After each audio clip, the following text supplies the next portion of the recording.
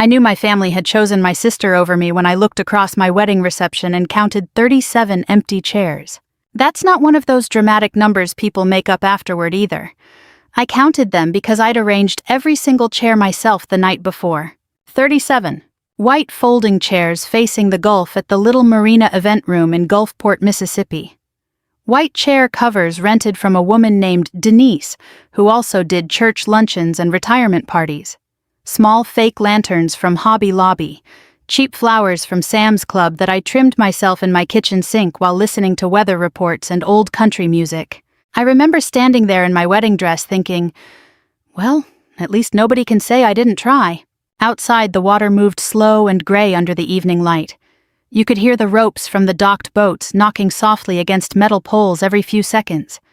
Inside, the air conditioner rattled like it was about to quit, and half the room was empty.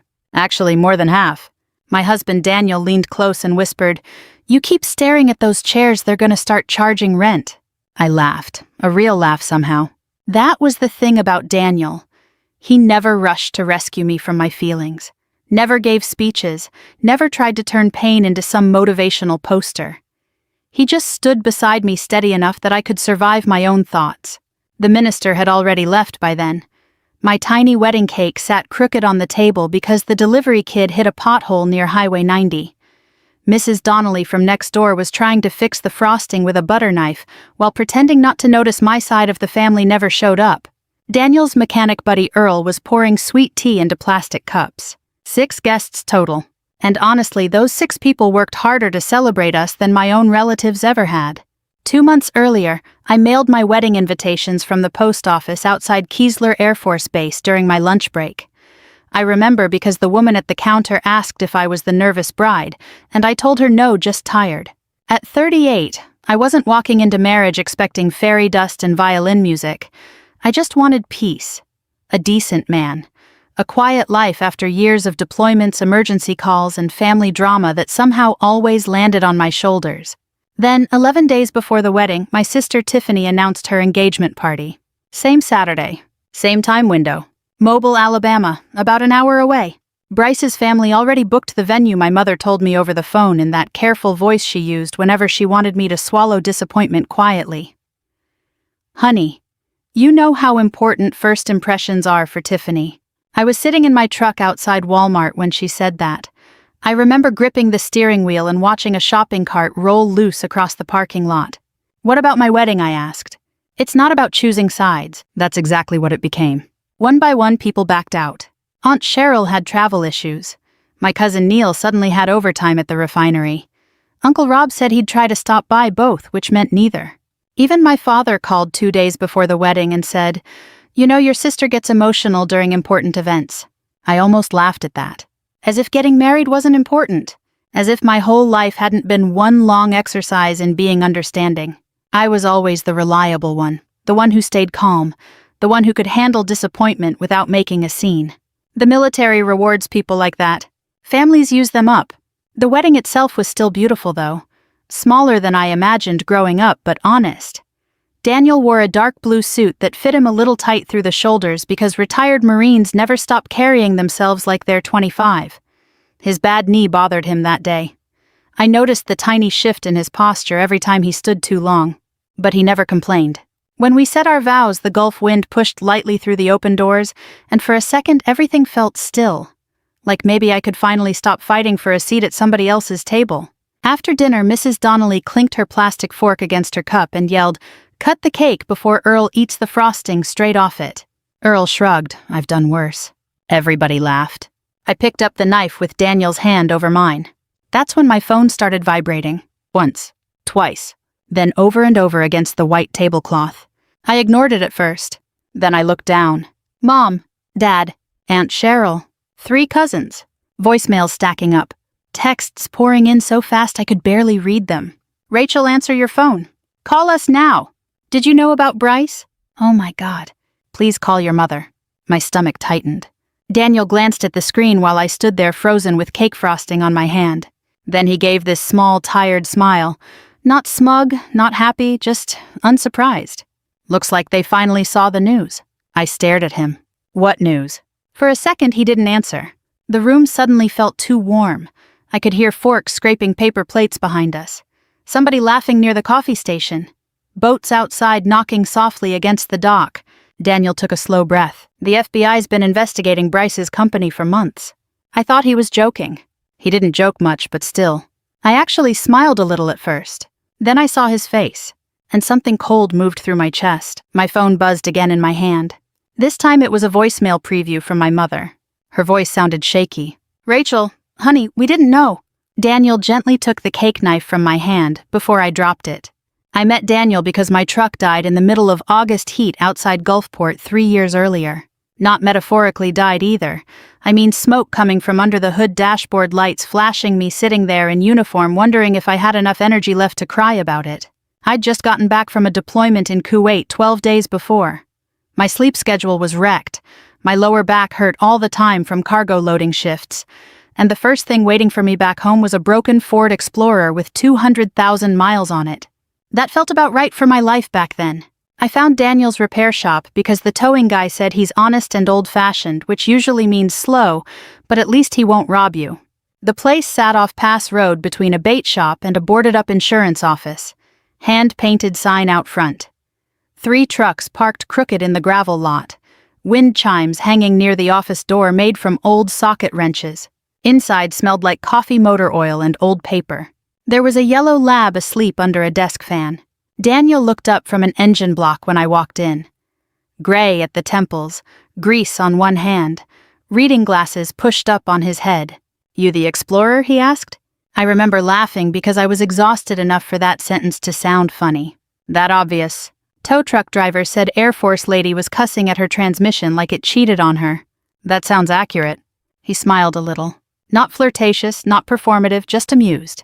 I liked him immediately because he talked to me like a person instead of a woman he was trying to impress. While he checked the truck, I sat in the office drinking terrible coffee from a foam cup, while Chester the shop dog leaned against my leg like we'd known each other for years. Daniel came back 20 minutes later wiping his hands on a rag. "Transmission's not dead," he said, which is the good news. And the bad news. You still drive a Ford. That was our beginning. Simple as that. Over the next few months, I kept finding excuses to stop by the shop. Oil changes, tire rotations. One time I showed up because my windshield wipers squeaked. "They squeak because they're old," he told me. "I know. You still want me to replace them?" "Not really." He leaned against the counter looking at me for a second. "You lonely Captain Mercer?" I should have been offended. Instead, I laughed so hard coffee nearly came out my nose. Daniel had been a Marine, first Gulf War, later Afghanistan as a contractor. His right knee got wrecked during a roadside explosion outside Kandahar years earlier. On cold mornings, he walked stiff for the first 10 steps. He never dramatized any of it. That mattered to me. Military people can tell the difference between someone carrying pain and someone performing it for attention. My family unfortunately saw Daniel very differently. The first time my mother met him, she hugged him politely, then asked me in the kitchen if he was financially stable. Not happy. Not kind. Financially stable. I remember standing there holding a casserole dish while she whispered, "Honey, Tiffany's dating a man who owns investment properties in Mobile." I looked at her. "Daniel owns a business. He fixes mufflers. He owns the building." That shut her up for maybe 30 seconds. Tiffany was worse. She called Daniel Mr. Oil Change once during Thanksgiving after too much wine. Bryce laughed like it was the funniest thing he'd ever heard. Bryce Caldwell always laughed too loud. That man came pre-packaged. Expensive watch, tight polo shirts, teeth so white they looked rented.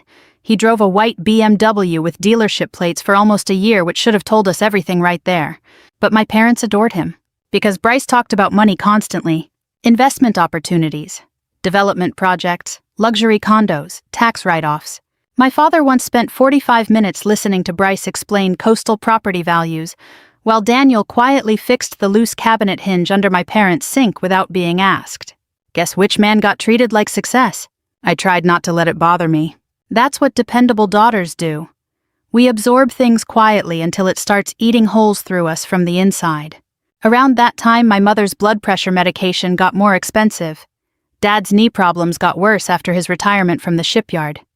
Tiffany called me crying twice because she'd maxed out another credit card. And every single time somehow I handled it. I wired money from deployment savings. paid bills online during lunch breaks, ordered groceries to their house when hurricanes rolled through. One Saturday after a bad storm, I spent 6 hours on my parents' roof patching water damage because contractors were backed up across Harrison County. It was 93 degrees outside. I was standing on that roof sweating through an old Air Force t-shirt while Tiffany sat inside filming engagement content with Bryce for social media. At one point, she opened the back door and yelled, "Rachel, can you move your truck? It's ruining the lighting." I actually climbed down and moved it. That's the embarrassing part. Not what they did. What I kept allowing. Later that night, Daniel handed me an ice pack for my shoulder and said, "You know your family treats you like an emergency contact, right?" I frowned at him. "What's that supposed to mean?" "It means they only call when something breaks." I got defensive immediately. "They're my family." "I know. You think I don't know Tiffany's spoiled?" "I think you know," he said calmly. "I don't think you know how tired you are." That stayed with me. A few weeks before the wedding, I stopped by Daniel's shop unexpectedly after work. He was in the office arguing quietly on speakerphone with somebody. "No," he said firmly. "I already sent the invoices. My shop never worked on those properties." He noticed me standing there and ended the call. "Everything okay?" I asked. "Just lawyer stuff." He looked exhausted. There was an open email on the computer screen for half a second before he closed it. I caught one thing. Caldwell Coastal Development. Bryce's company. Daniel noticed my face change. "It's complicated," he said. "What is—" He rubbed the back of his neck. "There's an investigation into some fake repair billing connected to veteran housing contracts. My shop name got attached to paperwork we never authorized. And Bryce is involved." Daniel hesitated too long. That was answer enough. I remember sitting down slowly in the office chair while Chester rested his head on my boot. "You think he's actually dirty?" Daniel chose his words carefully. "I think some people get addicted to looking successful." That night I drove home with the windows down even though it was humid as hell outside. Part of me wanted to call my parents immediately. Part of me already knew what would happen if I did. They wouldn't hear concern. They'd hear me threatening Tiffany's future, and somehow I would become the problem again. The strange thing about betrayal is that sometimes your body notices it before your brain does. That night at the wedding, after Daniel told me Bryce was under federal investigation, I felt cold all over. Not dramatic movie cold. Just this heavy, numb feeling crawling through my chest while everybody around me kept eating cake and talking about fishing weather. Mrs. Donnelly finally noticed something was wrong. "Honey," she said softly, "you look pale." I sat down hard in one of the empty chairs. My phone would not stop vibrating. Voicemail after voicemail. Texts stacking so fast I couldn't read them. "Bryce got taken outside. Call me now. Please answer your father. Tiffany's hysterical." I looked at Daniel. "You knew this could happen tonight." He shook his head immediately. "No. I knew the investigation was moving faster this week. I didn't know reporters would show up at the party." I stared at him. "How long have you been involved?" "A few months." "A few months?